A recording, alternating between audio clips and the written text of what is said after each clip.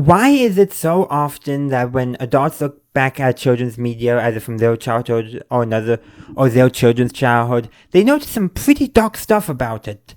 But we never noticed it as kids. I mean, let's just take Thomas the Tank Engine and the sad story of Henry. Once there was an engine afraid of a few drops of rain. He ran into the tunnel and he wouldn't come out again. That is kind of dark. Okay, not really dark, but what happens next is he's locked up in the tunnel.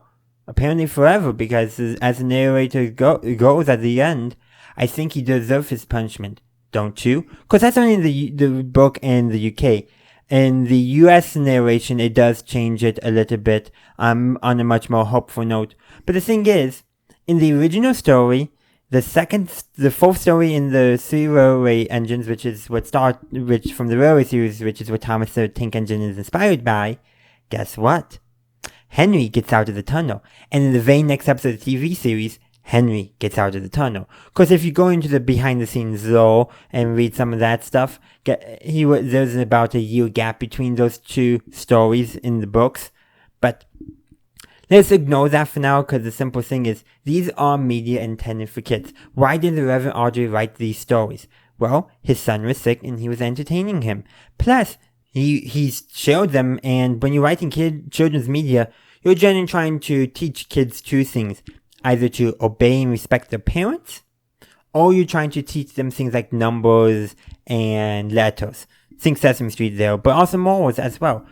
Children's media, unless it's purely to distract the kids, which happens a lot when you don't give kids enough credit for how intelligent they actually are.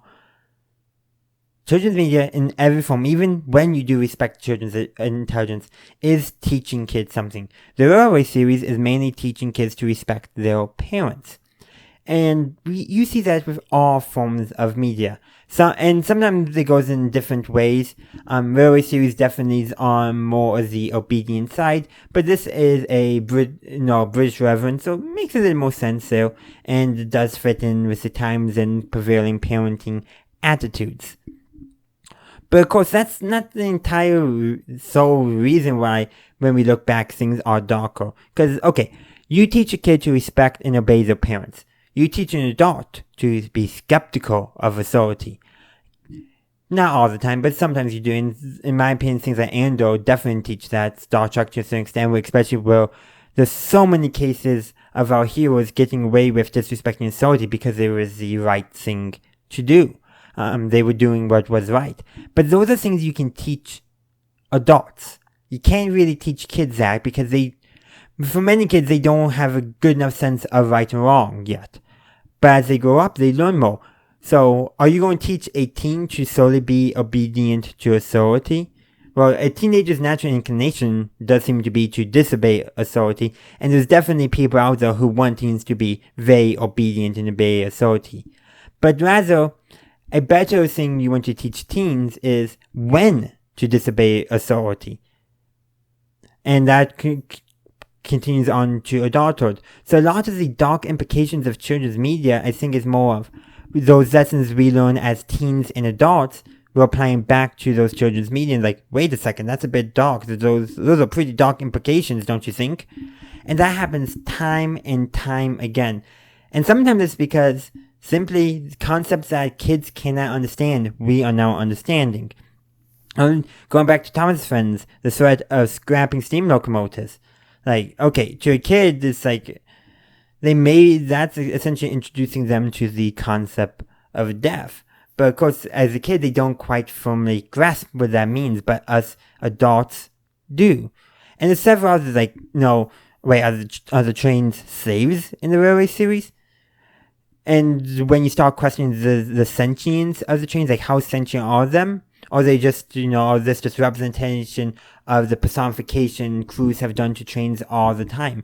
Those two things involve very different implications. If you think that them talking is just representation of how locomotive engineers and crews have always personified their machines, then it's not that dark. It's just, a human anthropomorphizing the trains in their head. But if they actually are sentient, then it gets a bit darker. But as a kid go and think about that, maybe but a lot of them don't, because while I said earlier, kids are much smarter than we give them credit for, they're still just kids. They haven't learned everything about the world yet. So some things that will go over their heads that we're just using as kind of world building to create a fun environment, a cartoony environment, if you will, that a kid will just enjoy.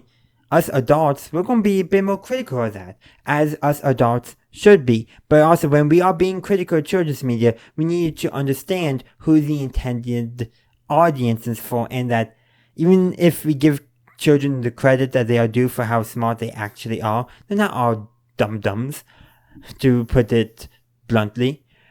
They are still kids. They don't have the same experience as us, so they're not going to pick up on things adults will. So, basically in this video I wanted to address why children's media can be so dark at times. Most of all, or most commonly, it's because us adults are seeing the things that was never intended to either be picked up on or seen by children, because it didn't matter to the story that was being told.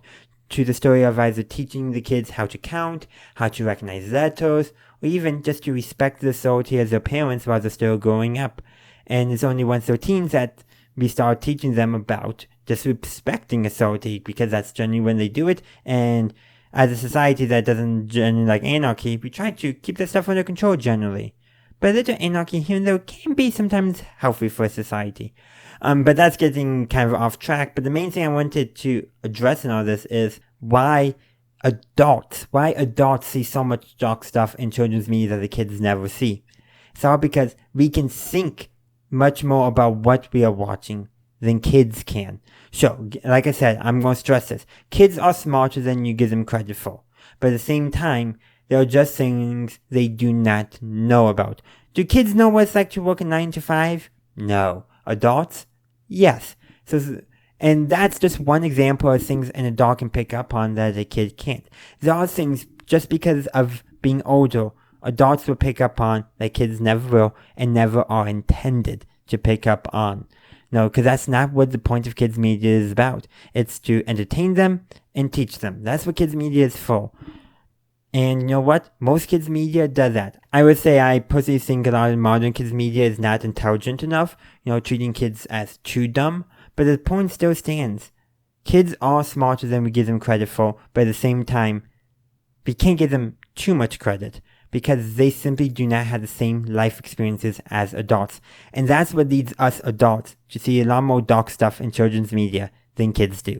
But those are just my thoughts. I would love to hear your thoughts on this topic in the comment section down below. Thank you for watching this video. I do hope you enjoyed it. If you did, please be sure to give this video a like, as well as subscribe to my channel and ring that bell to stay up to date on my latest content. Also, be sure to check out the link tree in the description, as well as any other links I have down there.